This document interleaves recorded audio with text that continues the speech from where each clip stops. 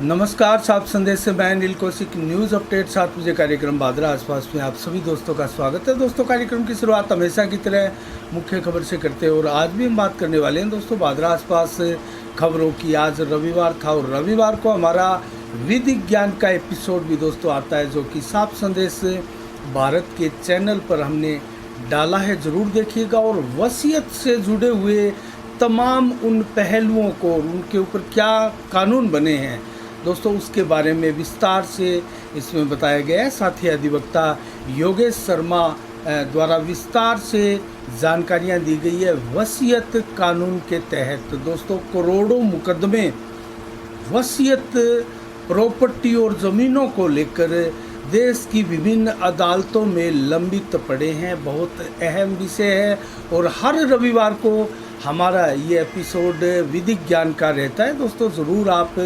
देखिएगा। और इसके अलावा दोस्तों अन्य आसपास की खबरों का जिक्र करें तो नगर पालिका में कल बहुत बड़ा अचीवमेंट हुआ और सभी पार्षद, चाहे वो भारतीय जनता पार्टी के हो, निर्दलीय हो, कांग्रेस के हो या एकमात्र जो सीपीएम का पार्षद है वो हो, सभी एक हुए। उनमें 3-4 पार्षद अभी भी अलग बताए जा रहे हैं। 40 वार्डों की नगर पालिका है बादरा और सभी पार्षद एक हुए हैं। यूनियन बनाई गई है और यूनियन का अध्यक्ष कल विधि पूर्वक सर्वसम्मति के साथ लिल्लू राम तेनाण को बनाया गया है, जो कि विधायक बलवान पुनिया के भी खास माने जाते हैं। देखते हैं दोस्तों नगर पालिका क्षेत्र की जो नाकामियां है, एक प्रकार से गलत कार्य हो रहे हैं, गलत डिसीजन हो रहा है और ज़्यादा मीटिंगें भी नहीं हो पा रही और मानकों के अनुसार निर्माण कार्य नहीं हो रहे हैं। उनमें क्या तब्दीली आने वाली है और ठेकेदारों की जो मनमानियां देखी जा रही है, क्या उसमें भी कोई चेंजिंग आएगी। दोस्तों आज फिर एक ऐसी खबर आई, हमने एक अलग से वीडियोस भी साफ संदेश भारत के चैनल पर डाला है। मुस्लिम मोहल्ले में दोस्तों वार्ड नंबर 9 और 12 की सामूहिक एक मुख्य गली और उसमें अचानक से कल रात्रि को एक वाहन के जाते हुए पूरी सड़क धंस गई दोस्तों। इंटरलॉकिंग सड़क थी, हादसा होते होते बचा, कोई नुकसान नहीं हुआ। लेकिन जब वो धंसी तो देखा गया सड़क के नीचे बहुत बड़ा खोखलापन दिखाई दे रहा था, जिसकी हमने बार बार आपको सड़क के नीचे सुरंग की खबरें जो दिखाई थी दोस्तों, उसी प्रकार से आखिर क्यों ये सीवरेज कंपनी द्वारा बनाई गई सड़कें इस कदर ढहती हुई दिखाई दे रही है। और दोस्तों ऐसा ही एक मामला वार्ड नंबर 21 और 22 के मध्य जो एक मुख्य गली है उसमें देखने को मिला। और दोस्तों वहाँ तो जलदाय विभाग के एक पाइप में लीकेज के चलते पूरे मोहल्ले में घरों में दरारें आ चुकी है दोस्तों। आज फिर उसी मोहल्ले से हमारे पास एक फ़ोन आया, उसकी कवरेज तो आज हम नहीं कर पाए, उसकी कवरेज आपको एक बार फिर से दिखाएंगे दोस्तों।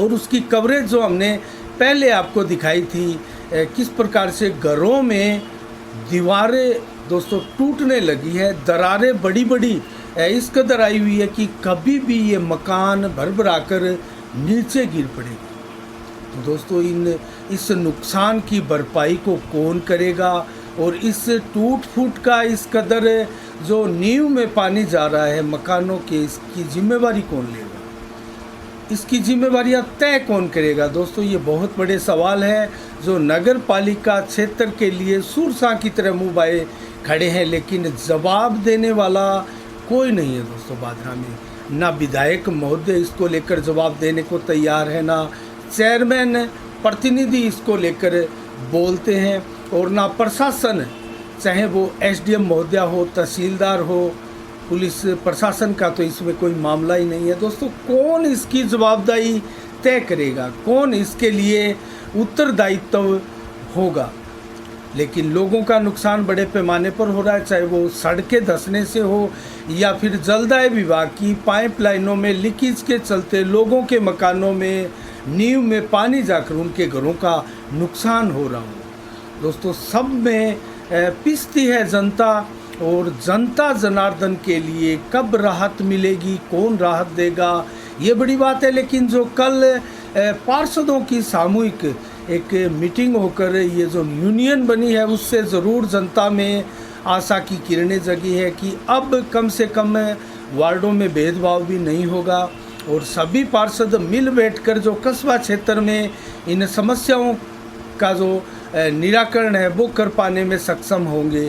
तो देखते हैं दोस्तों, हमारी नज़रें बनी रहेगी और सभी पार्षदों की ये जो यूनियन बनी है वो कब तक चल पाती है और क्यों इसमें 3-4 पार्षद है वो शामिल नहीं हो पा रहे हैं और क्या रीज़न है, क्या इसमें सत्ता पक्ष और विपक्ष की कोई अहम का टकराव इसमें आगे नहीं आएगा। दोस्तों ये बहुत से सवाल हैं।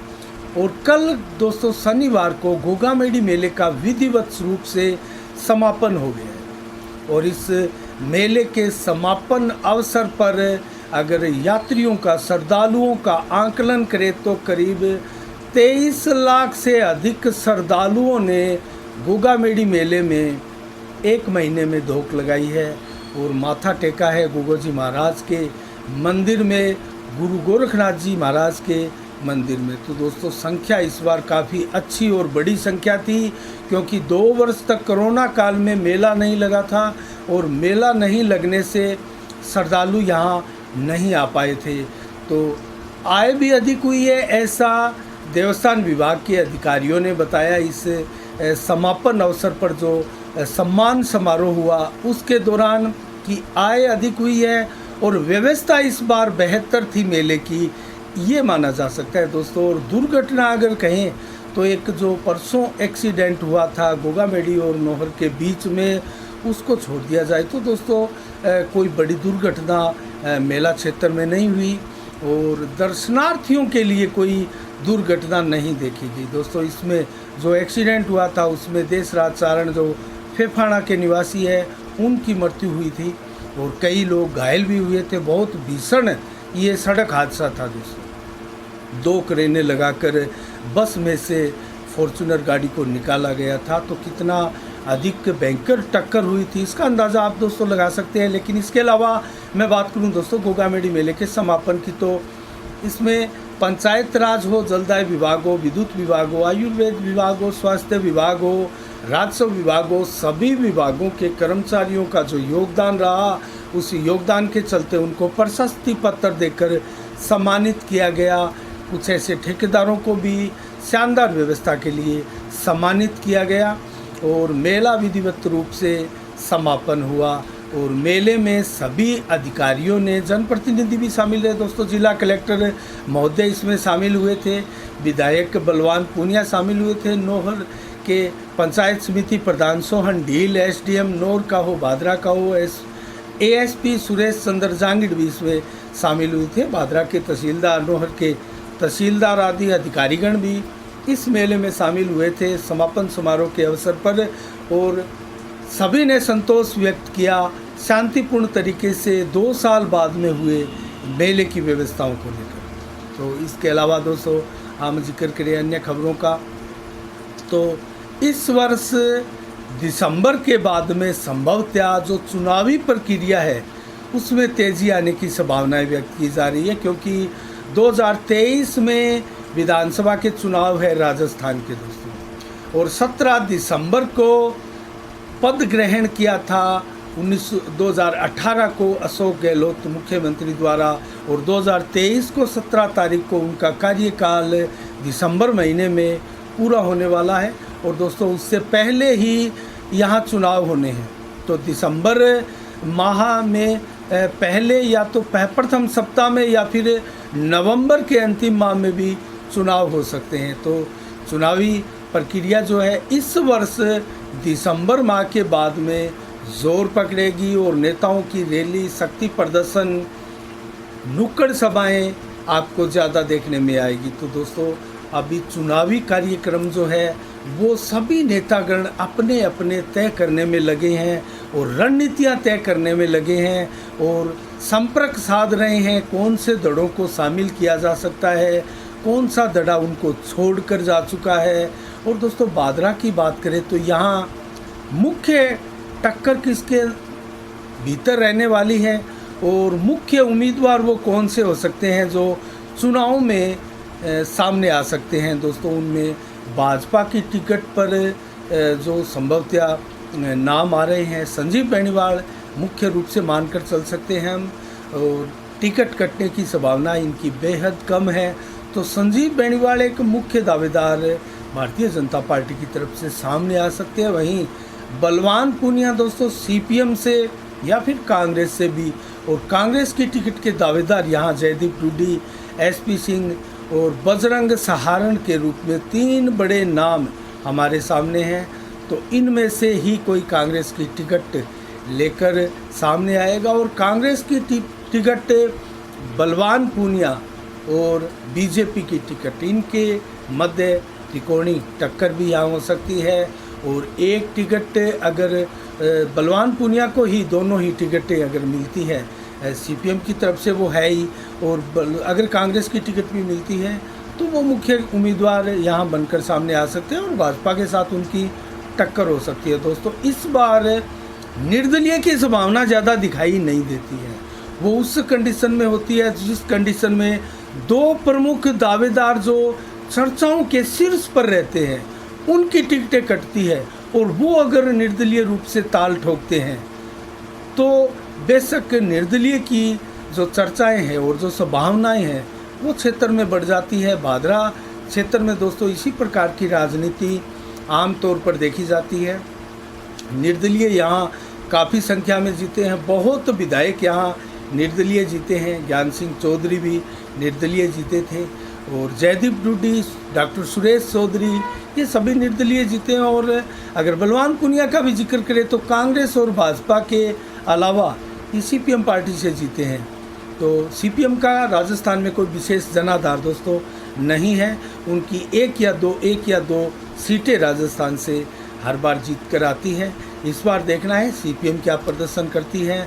बेशक बसपा यहाँ 4, 5 और 6 तक सीटें जीतती रही है, लेकिन क्या इस बार बसपा वो प्रदर्शन भी दोहरा पाएगी, क्योंकि बसपा के सभी 6 विधायक कांग्रेस में शामिल हो गए थे राजस्थान में। तो राजस्थान में इस बार बसपा का जो ट्रैक रिकॉर्ड है वो बहुत डाउन जाने वाला है, और बसपा संभवतः राजस्थान में इस बार वो कमाल नहीं कर पाएगी। लेकिन आम आदमी पार्टी राजस्थान में इस बार अपनी उपस्थिति अच्छी खासी दर्ज करवा सकती है, और ये नुकसान कहीं ना कहीं ज़्यादा कांग्रेस को ही झेलना पड़ सकता है कि जहां आम आदमी पार्टी बड़ी है दोस्तों, वहां कांग्रेस का एक प्रकार से बहुत ज़्यादा सफाया हुआ है। चाहे वो पंजाब के चुनाव हो या कहीं अन्य हो, भारतीय जनता पार्टी के राज्यों में अगर यहाँ बढ़ती है आम आदमी पार्टी तो यहाँ भारतीय जनता पार्टी को भी नुकसान होते हैं। अगर बात करें दिल्ली की, तो दिल्ली में भारतीय जनता पार्टी की भी सरकार रही है, कांग्रेस की भी सरकार रही है, और वर्तमान में लगातार आम आदमी पार्टी की सरकार वहाँ पर है। तो यहाँ दोनों ही पार्टियों को नुकसान हुआ था। तो दोस्तों देखा जाए तो चुनावी अब कार्यक्रम जल्दी हमारे सामने होंगे, और नेताओं की शक्ति प्रदर्शन, नुक्कड़ सभाएं अब ज़्यादा देखने को मिल सकती है, और समय समय पर हम इसको लेकर समीक्षाएं करते रहेंगे दोस्तों। एक अन्य खबर की ओर आपका मैं ध्यान आकर्षित करूं तो भादरा के ग्रामीण कन्या महाविद्यालय में पिछले काफ़ी लंबे समय से प्राचार्य के पद को लेकर विवाद की स्थिति उत्पन्न हो रही है दोस्तों। प्राचार्य के पद को लेकर ये विवाद बहुत लंबा चल रहा है, और प्रबंध समिति जो है उसमें भी खींचातान साफ साफ देखी जा रही है, क्योंकि वर्तमान में 2 प्राचार्यों को एक ही पद के लिए 2 शिक्षकों को वेतन दिया जा रहा है, और ये कहीं ना कहीं समिति को और शिक्षण संस्थान है उसको ये बहुत बड़ा आर्थिक नुकसान भी हो रहा है, और छात्रों और शिक्षकों के मध्य, पूरी व्यवस्था के मध्य ये असमंजस की स्थिति ग्रामीण कन्या महाविद्यालय में पिछले लंबे समय से देखी जा रही है दोस्तों। 26 जून को एक राष्ट्रीय समाचार पत्र में विज्ञप्ति प्रकाशित करवाई जाती है संस्था द्वारा, और आवेदन के लिए लोगों को आमंत्रित किया जाता है प्राचार्य पद के लिए। तो दोस्तों जबकि मौजूदा समय में प्राचार्य जो उसमें तैनात थी उसको नोटिस भी नहीं दिया जाता है। तो ये एक विवाद की स्थिति यहाँ उत्पन्न होती है। और डॉक्टर रीना भल्ला उस समय प्राचार्य थी, अभी भी प्राचार्य के पद पर है दोस्तों, उनको नोटिस नहीं दिया गया है। और स्थिति जो है वो नया जो प्राचार्य के लिए आवेदन दिया गया था उसका 4 जुलाई को इंटरव्यू साक्षात्कार रखा गया था। और समिति ने एक चयन समिति गठन कर उसमें बहुत ज़्यादा शिक्षाविदों को नहीं लिया गया था, अध्यक्ष और कोषाध्यक्ष उसमें शामिल थे। और अपने चहते एक प्राचार्य पद पर एक व्यक्ति को चुन लिया जाता है। और उसके बाद में स्थिति ये होती है कि 2 प्राचार्य को यहाँ वेतन दिया जा रहा है। तो ये स्थिति कब इस पर जो है स्थिति साफ होगी और क्यों इस विवाद की स्थिति को बरकरार रखा गया है, जो प्रबंध समिति है उसके ऊपर बड़े सवाल दोस्तों उठते हैं कि ऐसा क्यों प्रबंध समिति द्वारा रखा गया, इस विवाद को क्यों निपटारा इसका नहीं करवाया जा रहा है। क्या अब खींचातान प्रबंध समिति में भी चल रही है, क्या वहाँ भी कोई सुधार की आवश्यकता है। हमारी नज़रें दोस्तों इस पर भी बनी रहेगी। इसके अलावा दोस्तों आज क्या विशेष दिवस है, 11 सितंबर को तो महान स्वतंत्रता सेनानी विनोबा भावे का जन्म दोस्तों 1895 में आज के दिन हुआ था। और 1961 को विश्व वन्य जीव कोष की आज के दिन स्थापना हुई थी।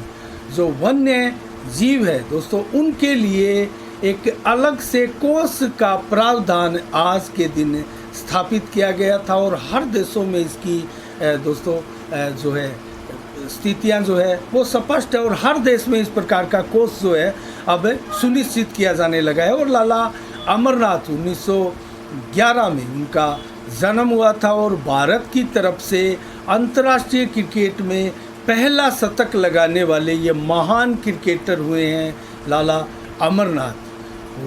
उनका जन्म आज के दिन 1911 में हुआ।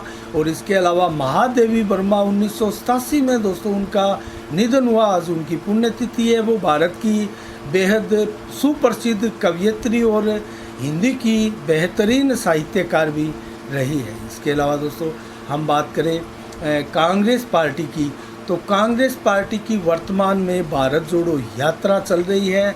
और हम बात करें कांग्रेस पार्टी के अध्यक्ष की, जो कि चुनावी प्रक्रिया प्रारंभ हो चुकी है, उसके लिए नया बयान एक आया अशोक गहलोत का, मुख्यमंत्री का। हालांकि उनकी मुलाकात सोनिया गांधी से 23 अगस्त को हुई थी, उसके बाद में मुलाकात नहीं हुई। लेकिन अशोक गहलोत का जो बयान आया था दोस्तों, उस बयान की माने तो उन्होंने स्वीकार किया है कि अगर सोनिया गांधी कहती है तो मैं राष्ट्रीय अध्यक्ष का जो पद है वो स्वीकार कर सकता हूँ। इसके पीछे की खबर ये भी है कि अशोक गहलोत ने कुछ शर्तें रखी थी कि मेरा मुख्यमंत्री का पद जो है वो बरकरार रखा जाए। तो कुछ माह तक संभवतः हो सकता है उनको अध्यक्ष पद की बागडोर दे दी जाए। अगर दे दी भी जाती है तो कुछ समय के लिए ये मुख्यमंत्री का पद भी रख सकते हैं।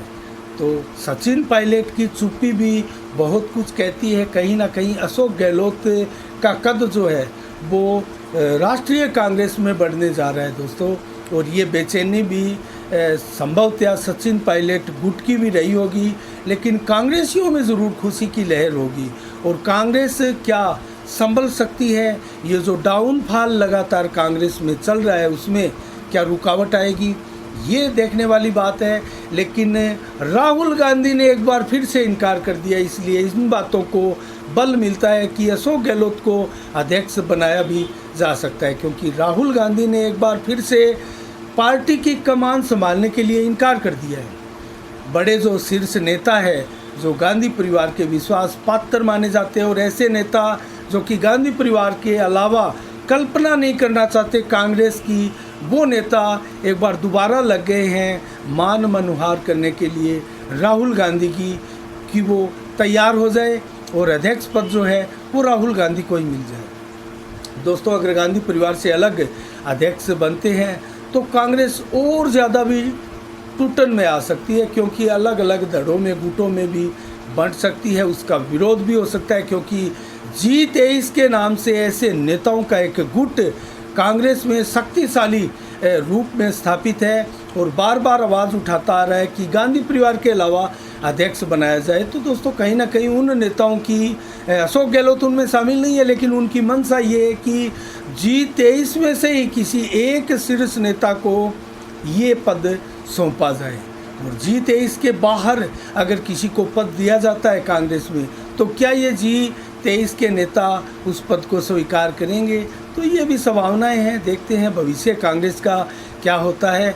और कांग्रेस के बहुत जल्द चुनाव होने वाले हैं। अक्टूबर महीने में संभवतः कांग्रेस अपने अध्यक्ष पद का चुनाव भी करवा सकती है। और इसी महीने 20 से 30 तारीख के बीच में आवेदन जो अध्यक्ष पद के लिए हैं वो आ सकते हैं। शशि थरूर ने आवेदन भरने के लिए अपना जो वक्तव्य था वो दिया था, उसको लेकर भी चर्चाओं का बाजार गर्म है। तो दोस्तों आज के 7 बजे के बुलेटिन के समाचारों में इतना ही।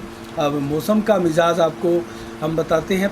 आज 11 सितंबर को दोस्तों 35 से 38 डिग्री टेम्परेचर दिन भर रहा। बादलों का आवाजाही रहा और परिवर्तनशील मेघ आपको दिखाई दे। बूंदाबांदी भी आसपास हुई है। और आज दोस्तों नौहर के आसपास कुछ गांवों में जमकर भी बरसात हुई और मौसम एकदम परिवर्तित भी हुआ है और मानसून एक बार पुनः सक्रिय हुआ है।